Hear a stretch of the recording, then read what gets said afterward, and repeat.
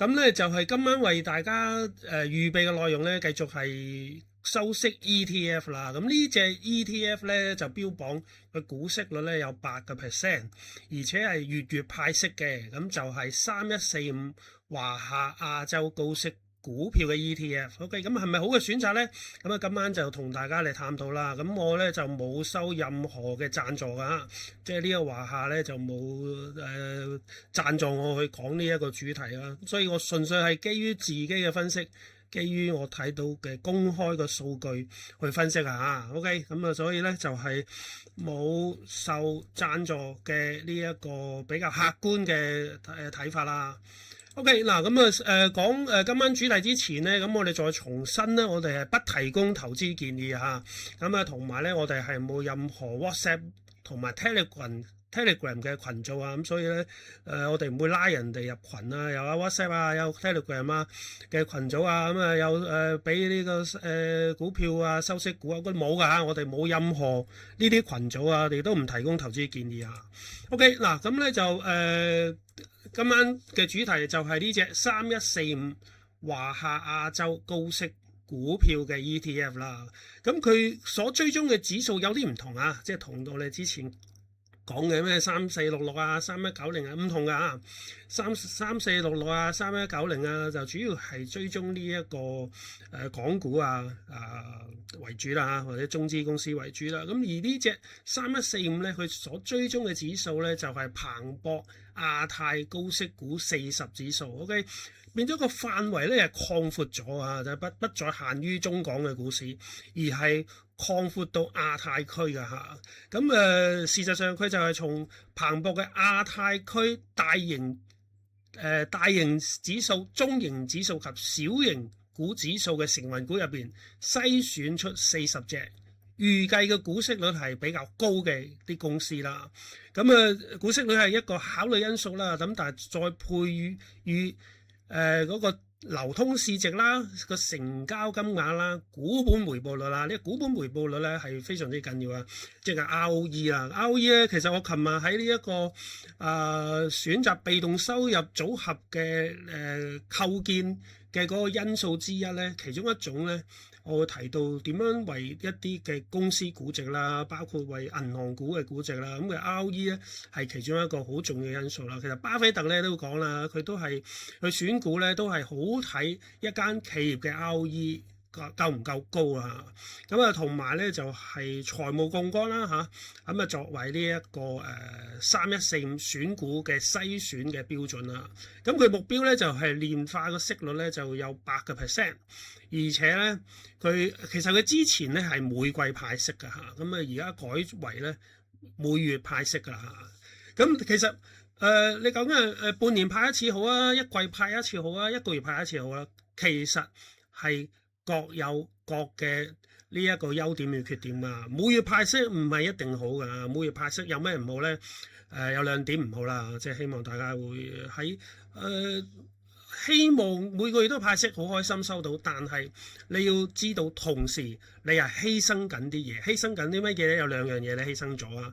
第一就係喺呢一個基金嘅管理嘅角度，如果佢每月派息嘅話咧，咁你要知道咧，佢係會提早預備一嚿錢咧，就擺喺度唔喐噶啦嚇，因為嗰嚿錢咧就會俾預嚟派息噶嘛。你知香港你一宣佈咗派息，咁你會宣佈除淨日係幾時，跟住派發日子係幾時，咁就定咗喺度噶啦。咁你應承咗人哋派息，咁你就要預留一筆錢喺度嘛。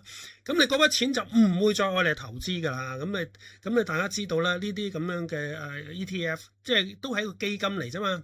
基金咧就係如果你用盡佢所投資者交俾佢嘅錢，用盡去個投資，咁當然佢可以賺到嘅回報會高啲啦嚇啫。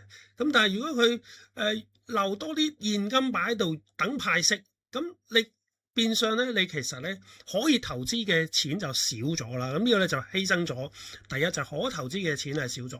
第二咧就從一個投資者收息嘅角度，其實好多時咧，你每收一次息咧，啲券商啊、銀行啊，多多少少咧都會收你一啲嘅費用啊。咁所以如果你係半年派一次嘅，咁你一年就俾人收2次呢啲咁嘅費用咯。但係如果你每季派一次嘅，咁你就一年咧就有4次俾人收呢啲費用啦。如果你個個月都派嘅，咁你一年就有12次俾人收呢啲費用啊。咁啊小數怕長計，變咗咧其實你係有付出啲嘢㗎嚇。咁所以希望大家多一個角度去睇啲呢個每月派息嘅好處同埋唔好處啦。OK，咁啊無論如何啦，咁呢隻呢個3145咧，咁我就綜合咗佢所選股嘅一啲邏輯啦嚇。咁佢咧就係根據彭博嘅呢一個分析師就有個叫共識嘅預測系統啊，即係如果你係用個彭博啦，即係 Bloomberg 嘅機嘅話咧，咁好多時咧，我哋作為分析師咧，咁我哋都會參考咁究竟而家市場我哋叫做 consensus 啊，即係市場一致預期係究竟呢間公司嗰個盈利預測係點啊？不過大家要知道嚇，呢個係屬於賣方分析師㗎，即係賣方分析師。咁啊，大家知道喺市場上咧，呢啲咁嘅分析師咧有分賣方同埋買方啊，即係 sell side 同埋 buy side 嘅分析師。咁我當年我喺個對沖基金做咧，我係做 buy side 嘅分析師嚇。咁譬如你好多時呢啲咁嘅券商啊、投行啊、咪花旗啊，咁佢咧係屬於賣方嘅 sell side 嘅分析師。OK， 咁呢個 Bloomberg 咧就係統計咗呢啲咁嘅 sell side 嘅分析師嘅一個綜合咗佢哋對某間公司、某間企業嘅呢一個盈利預測。就計算出一個叫做 consensus，OK， 市場共識嘅一個預測系統啦。咁佢呢一個3145咧就根據呢一個Bloomberg 嘅賣方嘅共識咧，咁去睇嗰個盈利嘅預測㗎嚇。咁啊包括會估計未來一年呢啲公司佢預期派息係幾多啊？咁啊如果你睇埋個盈利啊預測啊就可以睇到大概佢個可持續性係點樣啦嚇。咁當然咧，仲要參考佢嘅收入啊、盈利好多數據咧去決定啦。另外就係個財務健康啦，係嘛？嗰個財務狀況好唔好啊？咁啊，避免啊，亦都避免呢一個高息股嘅陷阱啦。高息股嘅陷阱係乜嘢咧？咁啊，其實我琴日喺呢一個被動收入組合。如何構建被動收入組合嘅聚會咧，都講到一樣嘢咧，就係好多高息股咧，佢個高息係因為股價跌咗啊！即係好簡單，如果你一隻股票，我當你股息冇變啊嚇，當你股息冇變，咁你呢個股價跌好多嘅，咁佢會變成高息股嚇。所以呢個3145咧，其實佢篩選機制咧，都係盡量避免一啲因為你股價下跌咗，因為股價跌好多，就導致佢變成高息股啊！咁呢啲其實係一個高息股陷阱嚟啊！我哋無論係3145嘅基金經理又好，我哋作為收息股嘅投資者又好，都要盡量避免呢啲高息股嘅陷阱。OK， 咁有其他因素咧，就係如果你好高息，咁你唔係因為股價跌，不過可能因為公司派咗特別股息。OK， 咁你計落去，咁當然你個股息率係會高啦。咁但係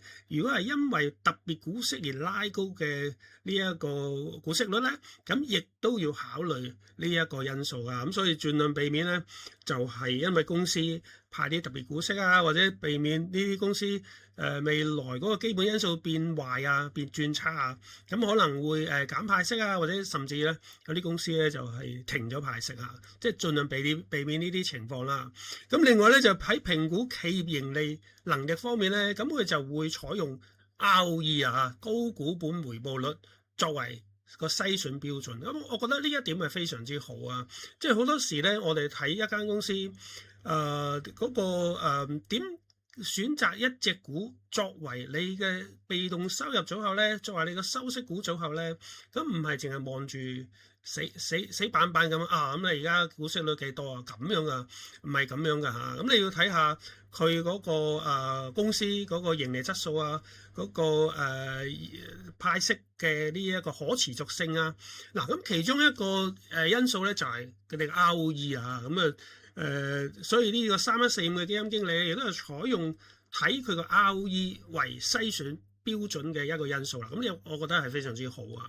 咁另外喺呢一個抗風險能力同埋財務狀況方面咧，咁基金咧亦都會以呢一個財務槓桿比較低啊，咁財務槓桿高與低咧，咁佢就係用一個負債權益比嚟做判斷啊，咁所以佢選股咧亦都會考慮埋呢一個財務槓桿嘅情況嘅，咁另外咧就當然啦，嗰個流通市值啦，同埋嗰個成交量啦，即係大家知道咧，就係一個市場或者一隻選股嘅嗰個流動性咧，亦都係好重要嘅嚇。咁因為萬一如果流動性太低嘅話咧，咁當有咩事你要沽嘅話咧，咁可能你就要擺好低嘅沽價，咁你先至走得到啊。咁呢個就唔係太好。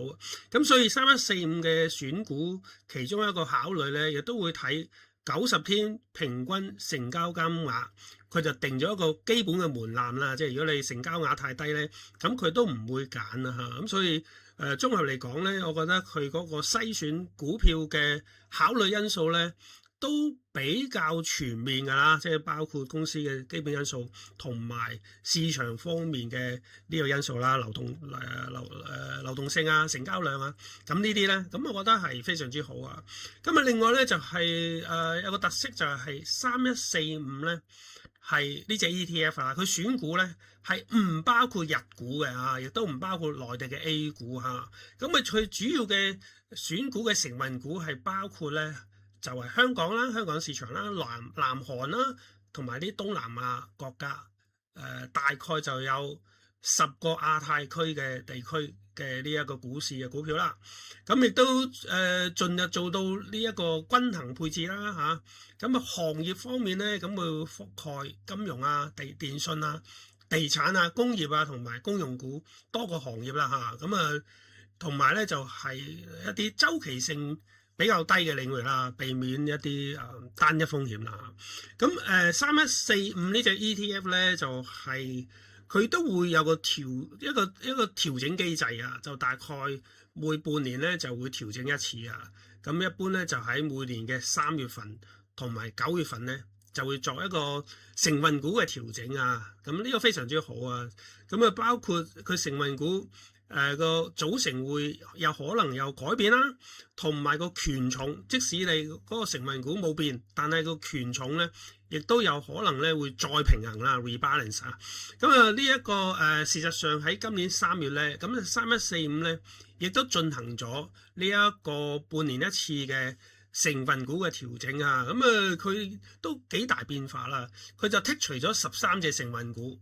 OK， 剔除咗13隻，咁踢走咗13隻，咁當然佢會新增13隻啦。咁呢13隻俾人踢走嘅咧，就係因為原因咧，就係佢自從上次選股咗之後咧，嗰個股價升得比較多啊。咁呢個其實係好事嚟㗎，即係證明佢持有嘅股票咧，呢啲成分股咧就係升值升得多。咁佢就係沽咗出去，咁即係獲利啦嚇。咁呢個唔係壞事嚟㗎。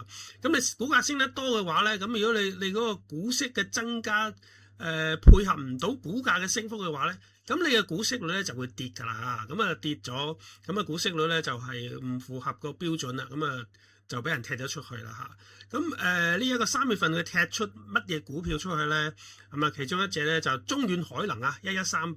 咁呢個中遠海能1138咧，咁其實咧我之前都有喺我啲聚會嗰度都分享過啦。咁佢係一個係郵運嘅一間公司啦。咁郵運咧其實係一個航運當中嘅一個細分賽道嚟啊。咁其實郵運方面咧，其實係會受惠呢一個嗱，如果中東呢一個戰爭停止嘅話咧，咁伊朗咧，大家知道啦，伊朗之前受到美國嘅制裁，伊朗嘅石油原則上咧，美國係唔俾你運㗎嚇。咁但係如果你美國之前咧就簽咗嗰個備忘錄之後咧，咁容許伊朗啲石油可以運走啊嘛。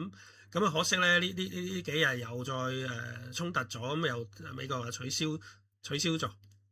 又重新禁制咗佢啦。咁如果冇禁制嘅話咧，咁伊朗啲油咧，咁需要運啊嘛。咁呢個係呢個運油嘅需求咧，係唔喺現有嘅架構入邊嘅供需關係之中噶嘛，即係無端端美國由制裁變咗放行啦。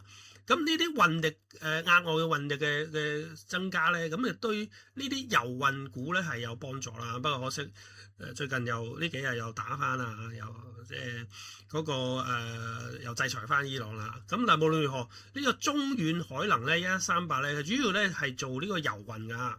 咁佢由呢一個舊年啦，即係2025年11月之後以嚟咧嚇，咁啊股價升咗好多啊，股價升咗7成幾，咁啊導致到佢股息率咧就跌到得2.7厘啊，咁所以佢俾人踢走咗，喺今年3月俾人踢走咗啦。咁另外咧就有啲煤股啦，啲煤股咧就包括咧兗州煤啦、1171啦，咁同埋喺澳洲上市嘅兗煤澳洲啦嚇，咁都係因為股價升咗好多啊。咁呢隻兗煤澳洲咧就升咗54%，咁有呢隻1171咧就升咗差唔多45%，咁亦都導致到佢嗰個股息率咧就跌到得4厘啊。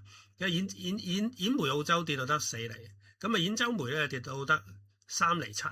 OK， 咁亦都係個股息都跌得太多咧，咁啊俾人踢走咗啊！咁啊其他俾人踢走嘅股份咧，個平均嘅股價升幅咧都有25%，即係話呢13隻俾人踢走嘅成分股，除咗中遠海能，除咗呢一個兗煤澳洲，除咗兗煤能源之外，其餘嗰10隻咧，平均升幅咧都有25%，導致到佢嘅股息率咧都跌到喺5厘以下㗎啦。OK， 咁佢呢紮13隻成分股其實都係獲利不少㗎嚇，咁所以咧就俾人踢走咗啦。咁踢走咗13隻，咁新增邊13隻咧？嗱，咁佢主要當然都要考慮預期嘅股息率啦嚇，因為你踢走咗13隻就因為個股息率跌咗嘛，咁所以佢新增嘅呢13隻成分股咧，主要嘅考慮因素之一咧，亦都係個股息率啦。咁同埋當然都要睇啦，呢一個佢個盈利啊，同埋每股盈利同埋每股派息嘅增長嘅動能啦嚇。咁其中有幾隻咧係重點被加入嘅咧，係包括乜嘢咧？包括台股啊，台股華碩電腦啊，咁大家即係我細個嗰陣，我以前讀書嗰陣時，咁用電腦啦，華碩咧都係一個好出名嘅一間台資嘅呢個半導體公司啦。咁華碩電腦啦，咁預期嘅股息率咧就係差唔多6.2%啦。咁佢個 ROE 咧有16.6% 嘅。OK， 咁所以佢就喺3月份咧就被新增入去呢一個成分股啦。咁另一隻台股咧就係叫做文華科技啊。咁預期股息率咧就4.7厘，咁ROE 咧有11.9%。咁再有一隻台股咧就聯大大聯控股啊。咁咧就係預期呢一個收益率咧就係股息率啊有7.6% 啊，ROE 都有10.6%。咁另外咧就港股嘅華潤電力啊，836預期股息率咧就有5.7%，佢嘅 ROE 咧就有13.2% 嘅。咁其餘新增入呢一個成分股嘅平均股息率咧就係6.8%，平均嘅 ROE 咧就係12.5% 啦。咁大部分呢啲被加入嘅新加入嘅成分股咧，都係盈利個增長都係正面嘅嚇。咁所以想講咧就係呢個3145咧呢隻 ETF 咧，咁佢通過定期再平衡，即係定期 review 同埋重整佢嗰個組合啦，去維持呢一個高股息，同埋維持佢組合嘅成分股嗰個 ROE 咧都係喺嗰個比較高嘅位置啦嚇。咁避免單一股票咧就係因為單一股票嘅股價波動咧，咁導致嗰個整個 ETF個收益率又受到影響啦。咁我覺得佢有呢個機制咧係非常之好嚇，非常之好。嗱，咁佢而家咧根據基金所披露啦，咁我攞資料嘅時候咧就截至到7月9號啊。咁呢個3145咧就係佢頭嗰10大嘅持倉係包括乜嘢咧？包括360數科公司啊。呢個佢揸住3.89%。嗱，你見到佢即使係持倉最重嗰隻個比重咧都係3點幾%嘅咋，因為佢揸咗40隻股啊嘛。咁40隻股咧，你除翻落去咧，其實每隻3點幾%咧，已經算多噶啦。即係如果你真正平均嘅話咧，咁40隻咁每隻應該2.5%啊嘛。咁所以你超過2.5%嗰啲股咧，其實叫做重倉股嚟㗎。咁我都估唔到佢最重倉係360掃貨啊！呢隻咧應該係阿龍清嘅愛股啊。咁龍清嘅愛股啦，360掃貨啦，即係 QFIN 啊。我就麻麻地，我就唔中意㗎。咁我之前都講咗好多次，我係唔中意㗎。OK，咁當然就跌到 PK 啦。但係無論如何啦，佢都喺嗰個3145嘅10大成分股當之一啦。第二隻就大聯大控股，即係頭先講啦，係3月份先加入嘅呢個台股啊。佔比就係3.88%。華碩電腦咧又係3月份先加嘅，就係3.74%。另外咧就有一隻印尼嘅能源股啊，亞風吹能源印尼股嚟㗎，就佔比3.22%。另外一隻航運股啦，海豐國際啊，港股嚟嘅，佔比就3.17%。再之後就太股嚟㗎，就泰國軍人銀行呢一個3.15%。另外一個 SCBX 公眾有限公司就3.04%。再有一隻都係銀行股啊，光泰銀行就2.97%，同埋呢一個內房啊，1908建發國際就2.88%。10大最尾咧就係波士登啊，2.85%。呢個咧就係截至到7月9號3145所持嘅10大成分股。OK， 以呢一個行業嚟計咧，行業嘅分佈嚟計咧，頭5大嘅行業咧就包括係金融業，就係33.28%。好難避免㗎，即係金融業始終個市值都比較大啦。資訊科技就14.72%，工業類咧就9.54%，房地產咧就9.31%，能源股咧就係7.85%。呢個咧就係個板塊方面啦嚇。另外以地區方面啊，呢個地區係講佢持有呢啲公司佢所在地嘅區域啊。5大區域分別係咧就香港就30.05%，台灣19.21%，泰國16.91%，印尼11.63%，美國6.21%。咁都叫做多元化啦，即係佢個所持有嘅企業嗰個地區嘅分佈咧都係多元化啦嚇。OK， 睇翻咧就係派息方面啊，始終我哋嘅主題都係收息 ETF 啦。買得呢啲 ETF 嘅投資者咧都係為咗收息嗱嗰個重心啦。嗰個派息咧就係佢由呢一個2025年11月開始咧就改為每月派息啊。佢之前係每季嘅，舊年11月開始就每月派息啊。所以咧呢一個如果我哋計今年至今啦，即係year to date 啦，直至到6月底咧，咁咧就係3145咧就一共派咗0.58元啊，5毫8子。所以你咁樣除個 TTM 嘅股息率咧，就大概咧就係8.2%啊。OK， 咁咧就個回報啊，始終頭先講過啦，呢啲收息 ETF 唔係淨係望住個股息率㗎嚇。我陣間會 show 到有唔少例子咧，就係股息率係好高啊，但係咧個回報係負數啦。喂，咁呢隻咧嗰個總回報啦，即係當然係股息加埋呢一個股價啦。嗰個其實佢都係唔錯。當然呢個同佢追蹤嗰個指數得唔得啦嚇？如果你追蹤個指數都唔得，咁你追得幾叻都係唔得㗎啦。幸好咧，佢所追蹤嘅指數咧，如果我哋睇2025年啦，就有23.38%。呢隻3145 ETF 嘅自己嘅表現咧就21.61%。再前一年咧，2024年咧，呢一個指數咧就係17.33%。3145嘅表現咧就16.43%。你睇到咧，其實佢都公布咗個跟蹤個偏離度啦。跟蹤偏離度即係話咧，你所追蹤嘅指數同你本身基金嘅表現相差係點啊？跟蹤得好唔好啊？好少你係會你跟蹤嘅 ETF 表現好過你所跟蹤嘅指數啊。理論上即使你跟到100%都好啦。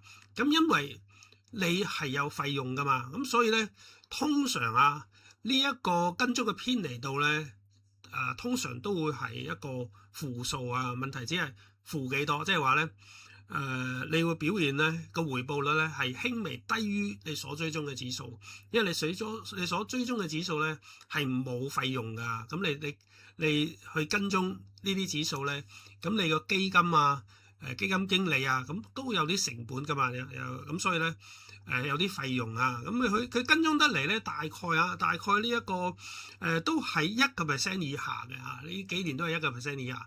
只不過2025年嗰個跟蹤偏離度咧就負咗1.52%舊年負得比較多但係其他時間大部分都喺1% 以下啦。咁1% 以下都可以接受啦OK， 咁睇下佢個表現係點啦即係講到係咪賺息賺價嗱，咁我就為大家總結咗即係主要嘅呢一個投資者比較關注嘅一啲 ETF。咁究竟去到呢一個截至到上個禮拜五啦，咁究竟大家表現係點嗱，3145咧暫時係領先於呢一啲常見嘅比較熱門嘅 ETF 咧，咁佢領先佢直至到 year to day 嘅回報啦即係股息加埋股價係8.4% 嘅 OK， 咁跑第一啦。咁包尾邊隻咧嗱？包尾就3416啦。我記得舊年我都有做一個 ETF 主題，咁都有講3416啦。咁3416當時咧咁當然咧就鋪天蓋地，好多 KOL 咧都極力推薦啦即係咩月派息幾廿厘咁噶啦，咁推薦啦咁不過咧事實證明啦，咁佢而家包尾啦，即係今年都係負數負9.5%。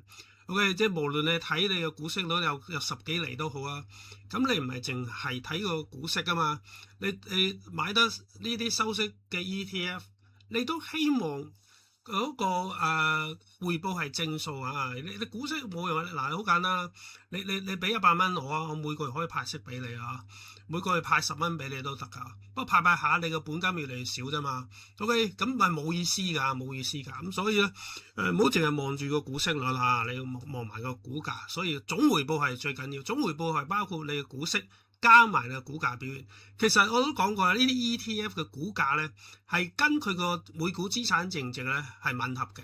咁點解股價會跌咗咁即係每股資產淨值跌咗啦。咁每股資產淨值跌咗咁係乜嘢意思每股資產淨值跌咗咪即係因為你個基金係蝕咗咯，係咪？你個基金係輸咗錢咯，咁所以你個資產淨值咪跌咯。你資產淨值跌嘅，你股價咪跌咯咁所以換句話嚟講，3145點解會升8.4%就係佢個投資升咗值嘛。佢所選嘅股，佢所選嗰40隻股 year to day 嘅表現整體就係升咗8.4%即使佢派咗息都好，佢嗰個股價加埋股息嘅回報咧係正8.4%，所以咧直至呢一個上個禮拜五啦，即係啱啱過呢個禮拜五咁多隻 ETF 咧，咁3145係表現最好啦。咁我哋唔用一個主觀嘅判斷啦，我哋全部用客觀嘅數字，用數字說話